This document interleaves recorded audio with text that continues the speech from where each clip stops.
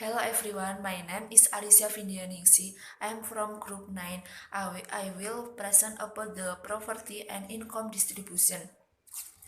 Income distribution is a measure used to see how the share of national income received by the community.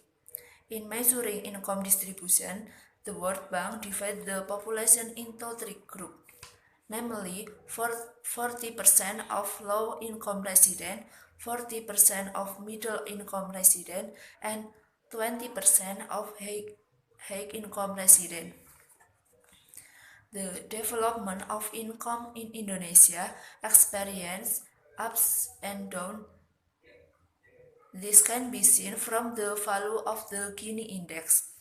The Central Statistic Agency notes that the Gini ratio until March 2018 reached 0.389. This shows that income distribution in Indonesia has not improved. In bahasa, distribusi pendapatan adalah suatu ukuran yang digunakan untuk melihat berapa pembagian dari pendapatan yang diterima masyarakat. Dalam mengukur distribusi pendapatan, Bank Dunia itu membagi dalam 3 kelompok. Yang pertama, 40% untuk penduduk berpendapatan rendah, 40% untuk penduduk berpendapatan sedang, dan 20% untuk penduduk dengan pendapatan tinggi. Perkembangan pendapatan di Indonesia mengalami pasang surut. Hal ini dapat dilihat dari nilai indeks rasio. Badan Pusat Statistik mencatat rasio Gini hingga Maret 2018 itu mencapai 0,389. Hal ini menunjukkan bahwa distribusi pendapatan di Indonesia itu tidak bertambah baik. Oke, thank you.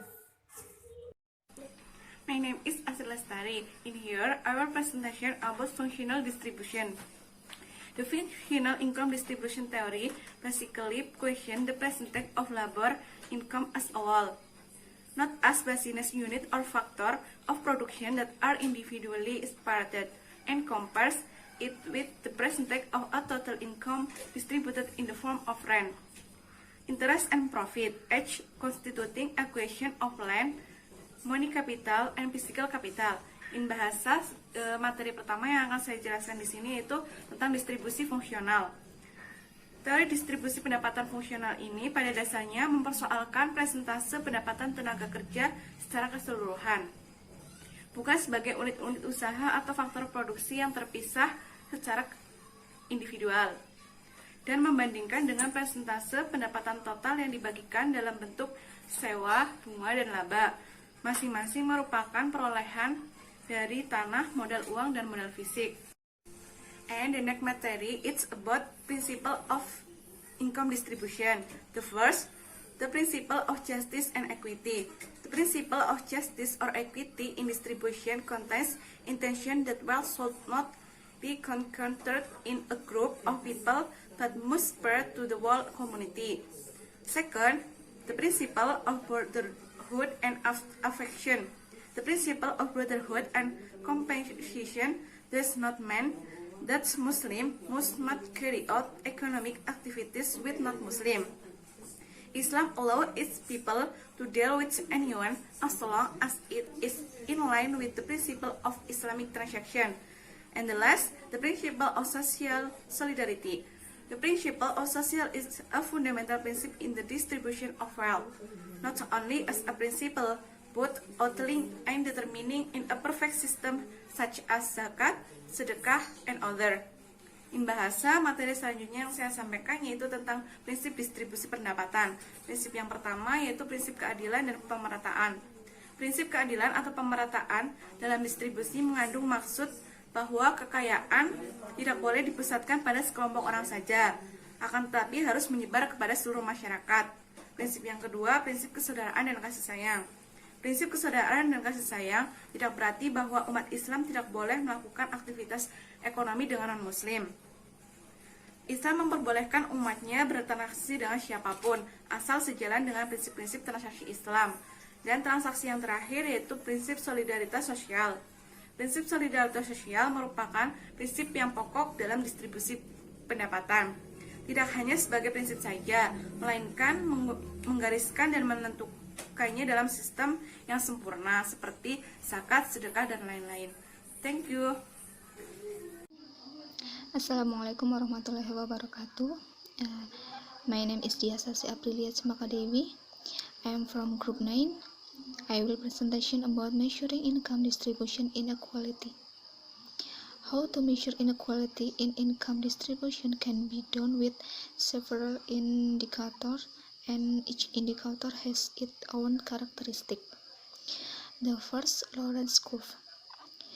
In the Lorenz curve, the variables used are in the form of the distribution of population and population number, where the percentage of each occupational class is accumulated based on the group consisting of the low income class to the high income class. Then from these income groups obtain the total amount of income then accumulated in percent. The Lorenz curve, which is getting closer to the diagonal or getting more straight, implies a more equitable distribution of national income. On the contrary, in the Lorenz curve is farther from the diagonal or is increasingly curved. The curve reflects a worsening condition in the distribution of national income is more imbalanced or uneven. Then the second one, Gini coefficient. The Gini coefficient is a statistical measure of economic inequality in society. This term is also called the Gini ratio or the Gini index.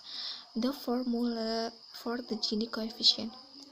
The magnitude of the Gini coefficient starts from 0 up to 1.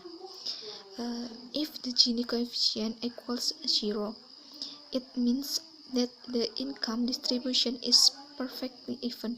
On the contrary, if the Gini coefficient is equal to 1, it means that the income distribution is not perfectly even, because only one party receives the whole of national income. The third, World Bank criteria.